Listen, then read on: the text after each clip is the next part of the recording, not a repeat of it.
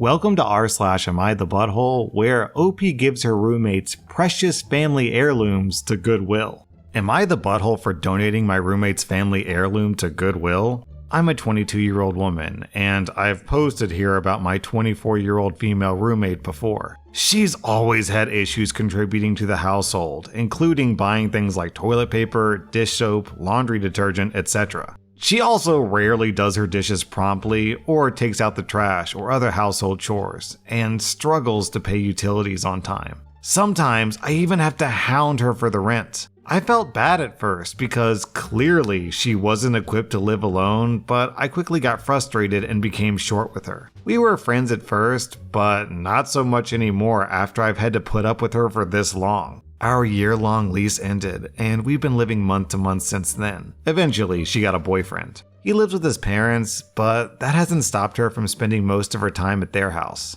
I started seeing her less and less. A couple of days into May, I hadn't seen her for maybe 2 weeks. I texted and called her to see when she was going to pay her share of the rent, which was due on the 5th, but she basically ghosted me. I got in contact with her mom, and eventually my roommate reached out to say that she's staying with her boyfriend's family for now, and doesn't think that she should be expected to pay rent for somewhere she's not staying. I kindly asked if that meant that she'd be moving out, but she didn't respond. I paid rent myself, which was a huge unexpected expense. After that, I decided I was done. I texted her over the course of May and June asking her to move her stuff out, but she didn't respond to me. Her mom kept promising me that her daughter would take care of it, but she never once got back to me. After July started, I recruited a couple of friends to help me pack the stuff up in her room and donated most of it to Goodwill and the Salvation Army. I also asked the landlord to change the locks, which he did. The other evening, she finally shows up and is mad that the locks have been changed. I told her she's not living here and doesn't pay rent, so she has no reason to enter the apartment. She got even more upset and said that she was never moving out, she was just staying with him for the time being. She told me the situation didn't work out, so she planned to come back and live here again. I told her that she was already off the lease, and it's my rental now. She started crying and said that she had nowhere else to go, and I felt really bad. Oh man, she asked if she could at least get some of her stuff. She needed some clean clothes and a shower. I told her that because she never told me she was coming back or made plans to move her stuff out, I donated everything that was in her room, unless it looked precious or expensive, and stored the rest of it in her closet. She completely freaked out and threatened to call the police on me. She was inconsolable. She cried about how I even donated her dead grandmother's wedding dress, which had been in a special box somewhere in her room. I apologized profusely because I did feel really bad, but it all could have been avoided if she had tried to communicate with me. Am I the butthole? This is kind of tough. On the one hand, it is a scummy move to give away someone else's stuff that's not yours. It's not quite theft, but it's similar. But on the other hand, exactly how far is OP expected to go to return these goods to the roommate? She's supposed to hire a private investigator, team up with an elf and a dwarf, and go off on a grand adventure like Fellowship of the Ring trying to hunt down this ghosting roommate? I think OP is fairly comfortably in the clear here, especially since more than 30 days passed. OP got ghosted for most of May, all of June, and then the roommate came back in July. I think that with storage units, if you don't pay for 30 days, then the storage people just sell your stuff. So I feel pretty comfortable giving you 0 out of 5 buttholes, OP. I'm giving the other roommate 1 out of 5 buttholes. I can't feel that sorry for her because if all this stuff was irreplaceable, important family heirlooms, then why would you entrust it to a stranger that you've been pissing off? Am I the butthole for asking a neighbor to move their little farm stand because people are stealing from my garden? My neighbor set up one of those pantry/farm stands where people can take items that they grew in their garden, pantry stuff, donated stuff, etc. In theory, it's a great idea, especially in a time when life in America sucks and people are struggling to make ends meet, my family included. The problem is that people started coming into my yard to pick things in my garden. I've put up signs saying not to do it. I installed a rabbit fence around the garden. I've angled the tarp so that you can't see what's there from the road. People just hold their kids over the fence to pick tomatoes and beans or jump it. I ended up getting into an argument with the lady over it. I yelled, "Hey, stop! Those are not for you to take." She told her kid to move faster and then tried to run away. I caught up to her and asked her what the F her problem was, and she turned it into, "How dare you swear in front of my child? Why are you so angry? Are you really that upset over a couple of tomatoes?" I said, "I am upset that you're stealing from me." The next day, I approached my neighbor. I asked if I could maybe help move it to the other side of their driveway so it's next to the other neighbor's house. The other neighbor doesn't have a garden out front. My neighbor said at least not until the end of the season. I asked if they could make larger signs, talk to people, just do something. My neighbor was like, "Can you really not afford to share?" I said that they're not taking my zucchini because they're starving. They're taking my tomatoes because they want them. My neighbor said that I'm going to have to learn to live with it for now, and we can talk about a solution together that will benefit the whole community after. I said, I don't care about a solution that benefits the whole community. I care about a solution that stops people from stealing from me. So last night it happened again. This time a man in his 50s. I sprayed him with a hose. He started yelling at me, and after a minute or so, the neighbor came out yelling at me too. People have posted on the neighborhood board to be careful if they come by because I'm a butthole. The neighbor says that I'm scaring people away from a community resource. I told him that I'm going to continue until he does something about the effing thieves who feel entitled to my garden. I feel like I'm losing my effing mind here. Am I the butthole for being pissed off that people are effing stealing from me? This is food for my family. I can't help but notice the irony of the neighbor who wants to help out the community, even though the neighbor is objectively making his community suffer by making OP suffer because OP is part of the community too. So why not just move the stand? Why dig in your heels and make your neighbor suffer? OP, you get 0 out of 5 buttholes. Everyone else gets 1.5 out of 5 buttholes. Am I the butthole for telling my half-siblings that I'll never regret choosing to live with my grandparents over them and their mom? I'm a 33-year-old guy, and I lost both of my parents by the time that I was 10. My mom when I was 5, and my dad when I was 9. My dad had remarried and had a kid with his wife, and they had another one on the way when he died. My grandparents and dad's widow fought for custody of me, and because I wanted to be with my grandparents won the custody battle. I didn't spend a lot of time with my half-siblings back then, and I resisted playing happy families with them and their mom.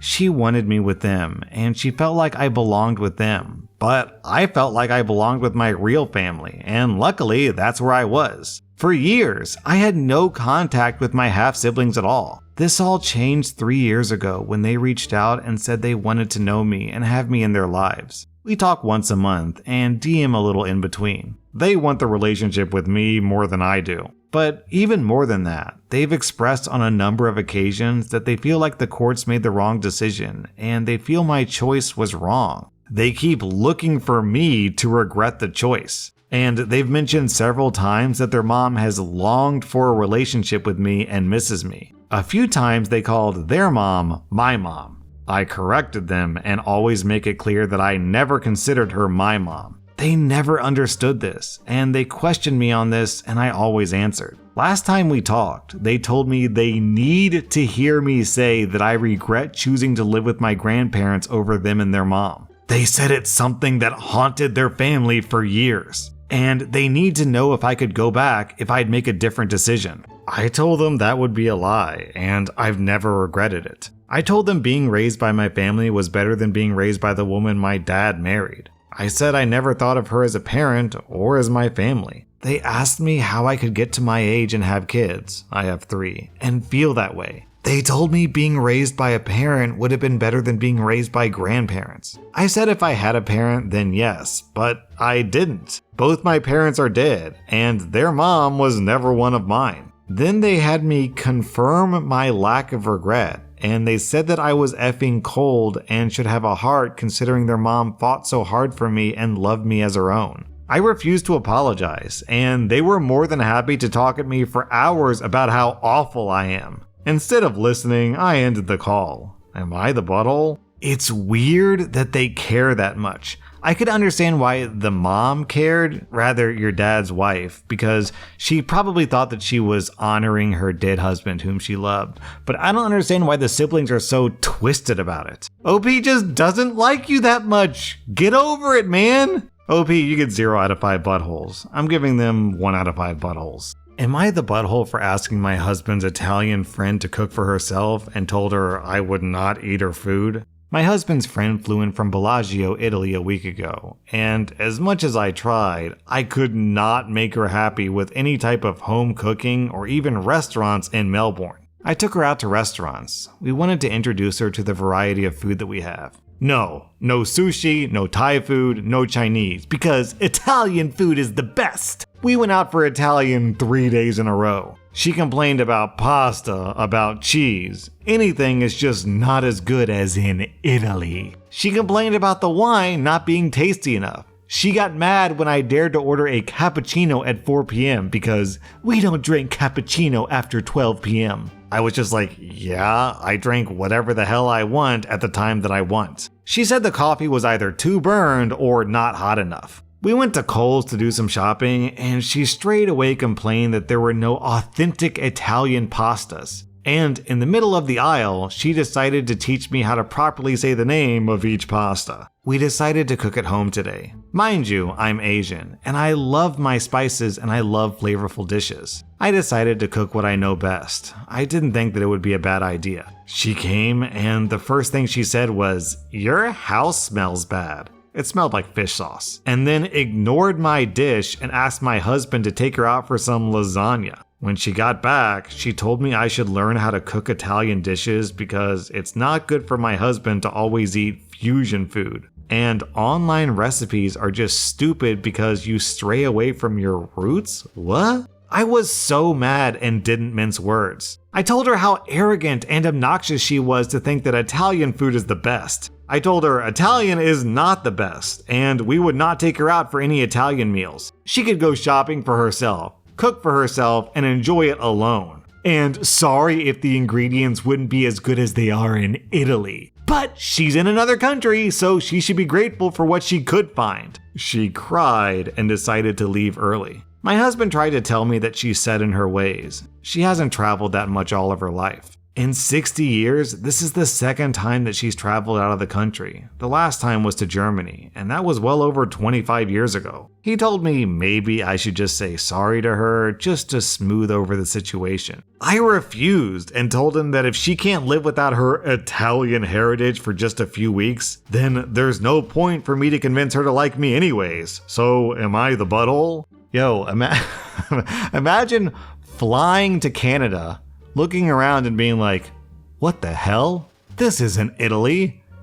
Yeah, no kidding, lady. Because it's Canada! I am currently in another country right now, and it's not super duper easy to find like good authentic American food, like a really nice burger or barbecue. And when I do find a burger, it's like typically, not as good as a burger back home. The solution isn't to complain about bad American food, it's to eat delicious local food. I'm giving this lady 1.5 out of 5 buttholes. I'm also giving your husband 1 out of 5 buttholes because he allowed his friend to disrespect you in your own home. And you're supposed to apologize for it? Give me a break. Am I the butthole for breaking up with my boyfriend because of a TikTok prank? I'm a 21-year-old woman and my boyfriend is 19. We've been together for 7 months. My boyfriend is a TikToker and has over 100,000 followers. He does prank videos and basically harasses people in public. I didn't know any of this until shortly before my decision to leave him because he simply never told me. I found out after he decided to prank me. I have a huge fear of spiders, and most people are afraid of them in some form, but for me, it's a lot more severe. I get panic attacks if I see one. A couple of days ago, my boyfriend thought that it would be funny to put a large fake spider in the toilet. I wasn't aware there were cameras hidden in the bathroom.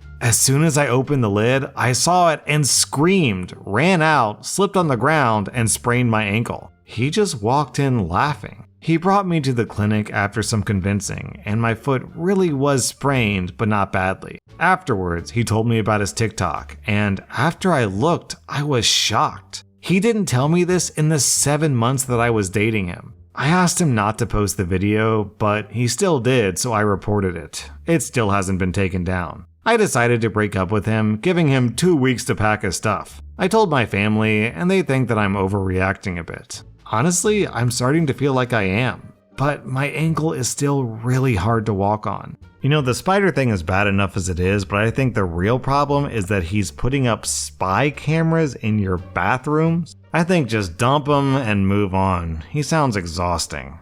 That was rSlash Am I the Butthole, and if you like this content, check out my podcast where I publish the exact same episodes. Also, hit that subscribe button because I put out new Reddit videos every single day.